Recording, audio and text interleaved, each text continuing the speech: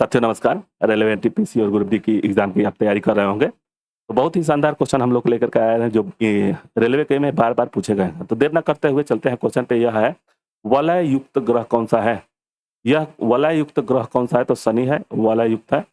और इन दोनों के बीच में शुद्ध ग्रह पाए जाते हैं। मंगल और बृहस्पति के बीच में शुद्ध ग्रह मिलते हैं। अक्सर शुद्ध ग्रह मतलब छोटे छोटे कण मिलते हैं।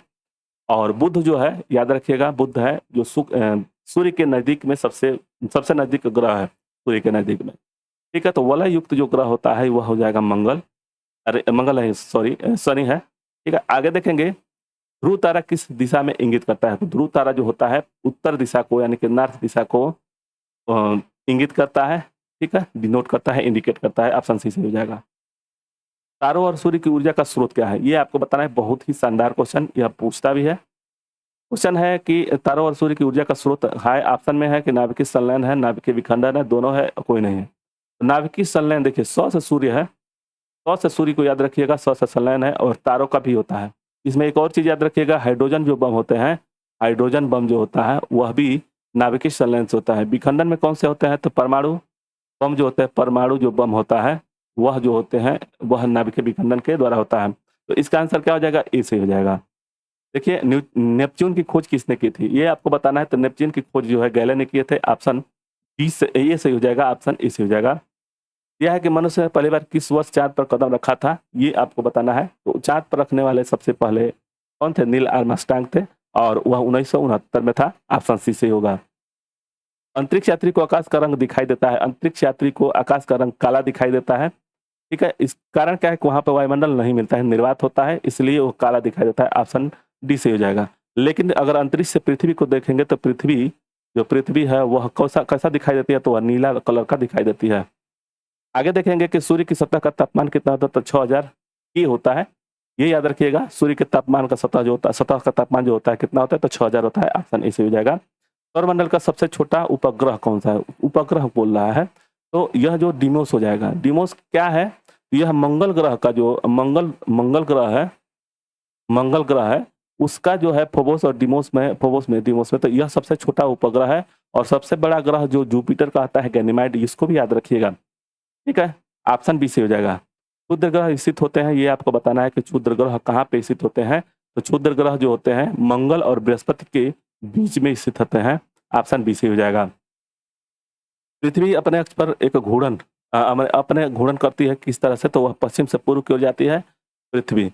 लेकिन दो ऐसे ग्रह हैं जो पूर्व से पश्चिम की ओर घूमते हैं, वह है शुक्र और अरुण। उनको भी याद रखिएगा। यहाँ पे पृथ्वी के जैसा 6 मतलब पृथ्वी के जैसा 6 ग्रह यानी कि 5 इस पृथ्वी को छोड़कर के 5 जो ग्रह हैं इन्हीं के अनुसार घूमते हैं, यानी कि पश्चिम से पूर्व के घूमते हैं। लेकिन 2 ऐसे ग्रह हैं जो पश्चिम से नहीं पूर्व से पश्चिम की ओर घूमते हैं और वहाँ पे सूर्य पश्चिम उगता है। वह कौन कौन से हैं तो शुक्र और अरुण है। ठीक है, उसके बाद से ये याद रखिएगा, ये सब है। आगे देखेंगे जी का इकाई यूनिट क्या है। जी का इकाई यूनिट है, यह हो जाएगा nm2 के जो होता है, इसका आंसर हो जाएगा बी। आवेग माप है, ये आपको बताना है कि आवेग माप है किसका, द्रव्यमान का, गति की मात्रा का, वेग का और भार का। तो यह भार का हो जाएगा। ऑप्शन डी से हो जाएगा। अदिश राशि कौन से है तो अदिश राशि यह जो ऊर्जा हो जाएगा। अधिकांश तौर पे जो सदिश राशियां होती हैं, सदिश राशियां, उसमें याद रखिएगा उसमें भी से आता है नाम, भी से या तो ब से। ठीक है ना, तो याद रखिएगा डब्लू मतलब आता है उसमें भी और वह आता है। तो अदिश राशियां होगा ही, इसमें से ऊर्जा हो जाएगा। निम्नलिखित में से कौन सी सदिश राशियां हैं तो देखिए वह तो अभी से पढ़े तो यह तो नहीं होगा। तापमान भी नहीं, यहाँ पे देखिए संवेग हो जाएगा, वह दिया हुआ है। ऑप्शन सी से हो जाएगा। अदिश राशि में क्या नहीं होता है तो वह दिशा नहीं होता है। इसमें परिणाम और दिशा दोनों होगा तो सदिश राशि हो जाएगी, और दिशा नहीं होगा यानी कि परिणाम सिर्फ होगा तो वह अदिश राशि होगी। इसमें दिशा नहीं होता है। ऑप्शन सी से हो जाएगा। पृष्ठ तनाव का बीमा क्या है तो पृष्ठ तनाव का बीमा जो हो जाएगा यह देखिए M0L0 T-2 हो जाएगा, T-2। इसका आंसर बी से हो जाएगा। नेक्स्ट देखेंगे कि बल का सीजीएस पद्धति में याद रखिएगा बल का न्यूटन होता है लेकिन एसआई मत पद्धति में होता है। सीडीएस में जो होता है डाइन होता है। ऑप्शन सी से हो जाएगा। 1 माइक्रोन किसके बराबर होता है, बहुत ही शानदार, यह हो जाएगा 1/1000 mm होता है। ठीक है, तो ऑप्शन डी से हो जाएगा। 1 किलोग्राम राशि का वजन कितना होगा तो वह हो जाएगा 9.8 न्यूटन होता है, ऑप्शन सी से हो जाएगा। 1 जूल किसके बराबर होता है? 10 का पावर 7 हो जाएगा। यह थोड़ा सा गलती लिखा गया, 10 का पावर 7 हो जाएगा, यहाँ पे 7 रहेगा, ठीक है, तो ऑप्शन सी से हो जाएगा। एक अश्वशक्ति किसका मात्रक है? तो अश्वशक्ति पावर यानी कि शक्ति का होता है, इसका आंसर सी से हो जाएगा। यहाँ पे देखेंगे यह कार्य का मात्रक जूल होता है, यानी कि जूल कार्य का मात्रक जूल होता है, ऊर्जा के मात्रक होता है, बल का न्यूटन होता है, और सीजीएस पद्धति में बल का मात्रक डाइन होता है। और एक अश्वशक्ति किसके मात्रक के बराबर होता है? तो शक्ति के बराबर होता है। एक प्रकाश वर्ष किसकी इकाई है? तो दूरी की है, यानी कि डिस्टेंस की है, इसको याद रखिएगा, बी से हो जाएगा। एक बार बराबर होता है 10 का पावर 5 पास्कल, एक बराबर होता है, यानी कि एक बार बराबर 10 का पावर 5 पास्कल होता है, ऑप्शन बी से हो जाएगा। एंगस्ट्रम किससे को अभिव्यक्त करने की इकाई है? एंगस्ट्रम तरंगदैर्ध्य को अभिव्यक्त करने की इकाई है, ऑप्शन सी से हो जाएगा। एक अश्वशक्ति किसके बराबर होता है? 746 होता है, इसको भी याद रखिएगा। वाट में होता है, याद रखिए 746 वाट होता है, ऑप्शन ए से होगा। लेंस की शक्ति की इकाई क्या है? तो डायोप्टर होता है, लेंस की डायोप्टर हो जाएगा, ऑप्शन बी। निम्नलिखित में से कौन सा कोणीय वेग की इकाई है? तो कोणीय वेग की इकाई रेडियन प्रति सेकंड होता है, इसका आंसर हो जाएगा डी। कोणीय वेग की बीमा क्या है? तो कोणीय वेग की बीमा हो जाएगी mL/t - 3 हो जाएगा, ऑप्शन सी। त्वरण की इकाई है तो मीटर प्रति सेकंड स्क्वायर होता है, वेग का मीटर प्रति सेकंड होता है, ठीक है, तो यह दोनों एक ही दिया हुआ, यहाँ पे मीटर प्रति सेकंड ये सब एक ही दे दिया है, मीटर प्रति सेकंड स्क्वायर होता है, ये याद रखिएगा त्वरण का, ऑप्शन बी से हो जाएगा। एक पार्सेक में कुल कितने प्रकाश वर्ष होते हैं ये आपको बताना है, तो यह हो जाएगा 3.26 होता है, ऑप्शन बी से होगा। परम दाब है किसके बराबर? तो एक गेज 1 प्लस बार होता है, इसका आंसर ए से हो जाएगा। नेक्स्ट है एक फैक्टर बराबर होता है, तो वह ए, ऑप्शन 10 का पावर -15 हो जाएगा। ताप का एक एसआई मात्रक कौन सा? ताप का केल्विन होता है, यह याद रखिएगा।